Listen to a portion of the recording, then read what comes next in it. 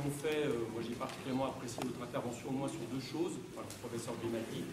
La première, je dis quelque chose qui est paradoxal, parce que Bruno a raison, sauf sur un point de faire la comparaison avec l'industrie automobile, quoique avec la prime à la casse, on pourrait c'est que le privé profite de la solidarité nationale. Prenons un autre élément avec Sanofi Aventis qui vient d'annoncer un plan de suppression d'emplois supplémentaires. Ça fait des années qu'ils suppriment des emplois, etc. Sanofi Aventis profite des crédits recherche, de l'impôt crédit recherche, dans un pays qui est en train de disloquer complètement sa recherche publique, tout ça pour produire des médicaments qui seront remboursés par la sécurité sociale. Donc on voit bien effectivement que là on a quelque chose d'encore plus paradoxal mais qui était déjà un peu vicié de par la part du privé qui justement profitait depuis longue date de la part de la solidarité nationale qui part dans la Sécu, en tout cas des salaires différés. C'est l'idée qu'en plus de ça, ils profitent et la marchandisation, l'idée du capitalisme financiarisé tel qu'il est aujourd'hui, c'est-à-dire qu'il prétend faire des profits sur tout ce qui existe sur Terre, eh bien rend encore plus injuste ça. Et le deuxième élément pour justement à un moment donné appuyer ça, je me dépêche, c'est non pas la casse totale des hôpitaux, on va laisser toujours des hôpitaux, mais c'est de faire en sorte que les hôpitaux gèrent la misère, c'est-à-dire gèrent tout ce qui ne rapporte pas. Bon. Et ça, aujourd'hui, tout ce qui est mis en place dans les hôpitaux publics, où on sait que par exemple, qu'on a un cancer du sein, je le dis, moi j'ai des cas dans ma famille, on peut attendre des mois, alors que si à certains moments on va dans le privé, on peut être soigné beaucoup plus rapidement, on voit bien que tout est mis en œuvre, pour que les gens qui auraient de l'argent aillent dans le privé, et que les hôpitaux gèrent la misère. Je crois que c'est ça, et à mon sens, c'est aussi là-dedans que la question du centre de santé s'imbrique.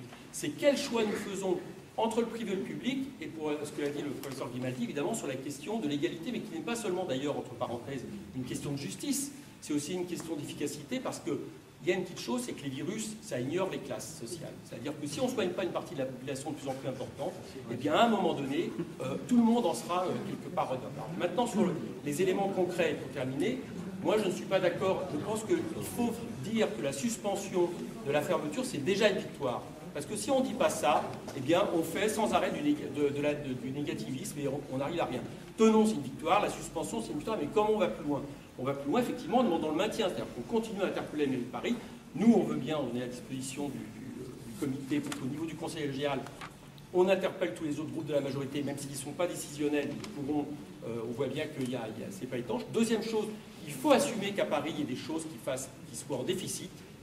Il n'y a pas de raison de penser qu'il y a uniquement quand on sera au gouvernement qu'on fera une politique qu'il acceptera. Il y a des choses qui doivent être acceptées, et ne serait-ce que pour montrer des éléments concrets de ce que ferait une gauche digne de ce nom si elle arrive au pouvoir, c'est-à-dire faire exactement l'inverse de ce qu'on a depuis des années en France, c'est-à-dire la casse de la santé et du service public de la santé en France. César Cam, militant PCF section Paris-11.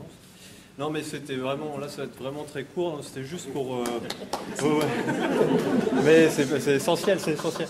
Non, mais parce qu'en fait, madame la cadre de santé avait juste précisé un peu le cadre politique dans lequel ça s'inscrivait en dernière instance, toute cette affaire-là, c'est-à-dire qu'effectivement, la RGPP, la révision générale des politiques publiques qui impacte l'hôpital, c'est un truc qui a été écrit dans le marbre du traité de Lisbonne, c'est-à-dire qu'en dernière instance, politiquement, comment dire, c'est pas une affaire franco-française comme vous le savez, mais rétroactivement, de la même manière, le combat qui va être mené pour le centre de santé et pour tous les autres moments du combat pour la santé publique en France va être représentatif de simplement, les gens qui se battront ne devront jamais oublier qu'ils prennent part dans un combat qui est plus général, qui est celui des services publics en général en France, et jamais seulement hospitalier. Il y a une représentativité de ce combat-là. Les gens qui vont se battre pour la santé, peut-être, que ce soit dans le cadre de la SNCF ou de l'école, parfois on est dans le petit cadre d'un combat et peut-être on peut perdre de vue la généralité de l'enjeu. C'était juste pour préciser que donc, cet enjeu dépasse encore la santé, en même temps que, bien évidemment, la santé en propre est un enjeu d'une importance vitale. Les retraités 11e, 12e de la CFDT. Nous sommes dans le comité de soutien, là, au chemin vert. Je veux seulement dire que c'est pas d'aujourd'hui qu'on supprime des centres de santé. On n'a qu'à voir la CEPAM, la Caisse primaire d'assurance maladie de Paris, où 2 centres de santé, on dit qu'il y en a, mais ce sont en fait des centres dentaires, et il reste un centre de santé Réaumur. Et ça s'est fait peu à peu dans les années précédentes. Donc, c'est pas eux qui vont dire à la mairie de Paris qu'il faut conserver les centres de santé. Hein. Ils ont été associés au rapport et ça présage rien de bon. Et puis la ville de Paris a commencé, il n'y a pas si longtemps qu'on a fermé le centre du 7e arrondissement, qui servait quand même à une catégorie personnelle, parce qu'il n'y a pas que des riches dans le 7e. Il y a aussi toute une population de pauvres, il y a, etc., des concierges qui ont besoin de se soigner à moindre frais. Alors il faut quand même faire attention quand on dit c'est les quartiers riches, c'est les quartiers, c'est pas si simple. Il faut y faire très attention. Et puis il n'y a pas si longtemps, dans le 20e, on peut citer aussi le centre de santé de la Croix-Rouge, du Axo, qui n'a pas fermé parce qu'il y a eu une population qui s'est démunie.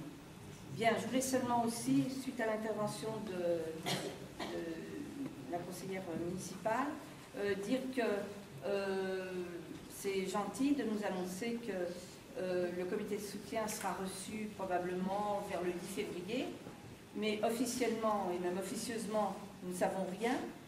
Nous l'avons appris à la DAZES par notre représentante CFDT lundi. Elle était étonnée qu'on ne soit pas au courant, parce que ça fait plusieurs jours qu'ils le savent, que ce jour-là, les syndicats de la DAZES et les comités de soutien seront reçus. Alors je trouve quand même un peu paradoxal, c'est quand même bizarre cette histoire, qu'on ne nous prévient pas, on ne nous répond même pas si oui ou non on sera reçu un jour, et puis on décide de nous recevoir sans nous prévenir. Alors, je trouve ça un peu énorme. J'arrête là, mais je trouve que ce point est très important, ça présage vraiment rien de bon pour l'avenir, d'autant que toutes les actions de cette commission vont être faites qu'à ce mois de février, qu'ils vont, comme c'est le Guen qui a ça en charge, il va se dépêcher de faire son rapport, et fin mars, on va fermer. Alors, je pense qu'il faut qu'on aille, on élève l'action et qu'on aille très vite dans l'action pour les doubler.